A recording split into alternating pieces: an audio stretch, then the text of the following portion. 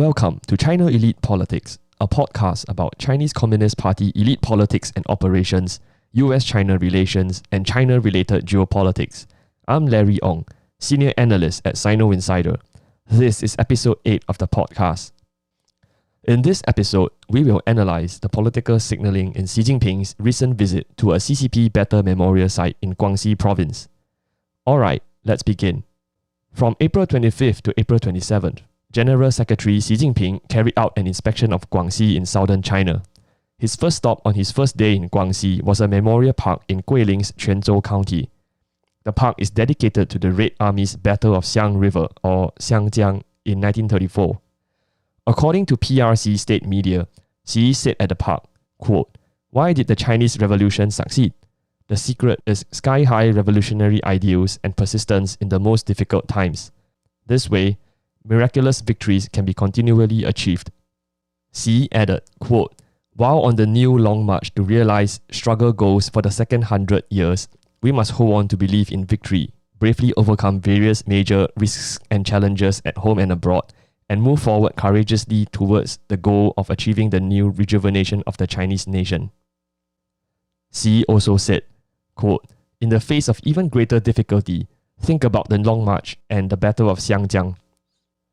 At this juncture, a short history lesson is due. The Battle of Xiangjiang was a disaster for the Chinese Communist Party. At the time, troops belonging to the ruling Nationalist Party, or Kuomintang, had encircled the Red Army at Xiangjiang in Guangxi for days. Eventually, the Chinese Communist Party broke out of the encirclement, crossed the Xiang River, and embarked on their notorious Long March. However, the battle extracted a heavy toll on the Red Army, with its 86,000 troops cut to 30,000. The Xiangjiang fiasco led to factional struggle within the Chinese Communist Party elite, over whom control of military command fell too. This was later resolved at the Zunyi Conference in January 1935, with Mao Zedong establishing his leadership role in the Chinese Communist Party Central Committee and the Red Army. Mao would later lead the party to victory over the Kuomintang and establish the People's Republic of China. Okay, back to the present. On April 25th, or the day that Xi visited the Xiangjiang Memorial Park, state mouthpiece Xinhua published an article titled, quote, "Why does Xi Jinping attach so much importance to this critical battle?"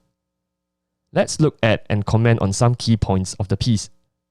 The Xinhua article said that the Battle of Xiangjiang was, quote, "a concentrated expression of ideals, beliefs, and powerful force, with a Chinese Communist Party facing near destruction, quote, killing out a bloody road and killing out a path to rebirth and victory." The article then parallels the party's experience at Xiangjiang with the PRC's current domestic and geopolitical position. Quote, "In today's world, the century of change is accelerating, and our country is in a critical period in the realization of the great rejuvenation of the Chinese nation. Risks and challenges still exist, while the domestic and international environment is even more complex. Only through resolute ideas and beliefs can we keep up with difficulties. With the mentality of forging ahead through trials and tribulations, we will continually move from victory to new victory." What Xinhua is saying here is that today's communist China, like the party back in 1934, is facing perilous times.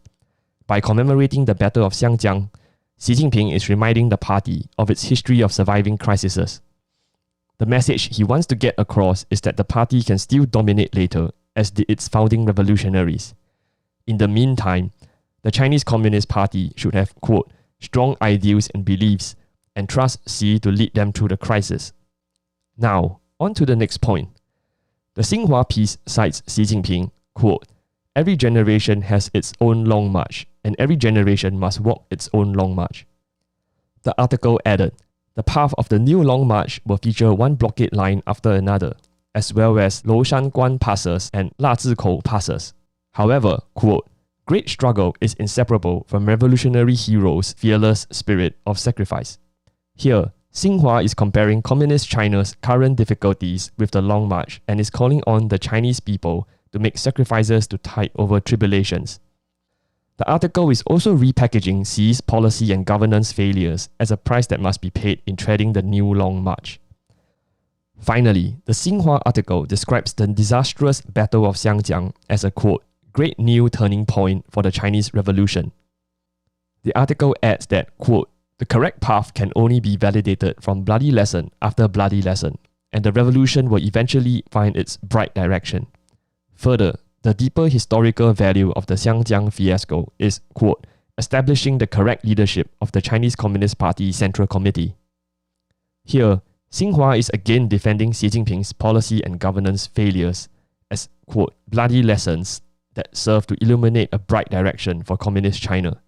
Also, the Chinese Communist Party must accept the leadership of, quote, "Party Central with Comrade Xi Jinping at the core, regardless of Xi's failures."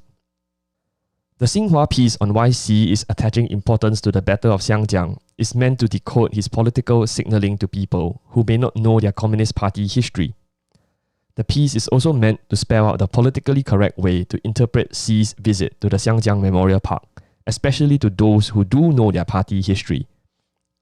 Unfortunately for Xi, he chose a tricky topic from which to extract learning lessons and quick takeaways to bolster his rule. From Xi's perspective, Communist China's troubles in recent years are a combination of fractured party leadership and foreign containment.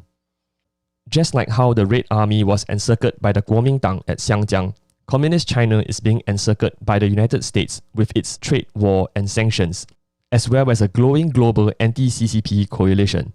Meanwhile, the Red Army misplaced its trust in the Po Gu, Otto Braun, Zhou Enlai triumvirate instead of going with Mao Zedong, which resulted in disaster in Guangxi. So Xi is indicating that just like how Mao led the party to victory after they united behind the latter, the party should now rally around Xi instead of siding with his factional rivals to emerge from the new Long March victorious. Xi is also signaling that he will put things right after the 20th Party Congress in 2022 should the party recognize his Quan Wei and consent to allow him a norm-breaking third term in office, just like how Chairman Mao set things right after his authority and Quan Wei were established at the Zunyi Conference. However, lessons learned from the Battle of Xiangjiang can easily be flipped on its head.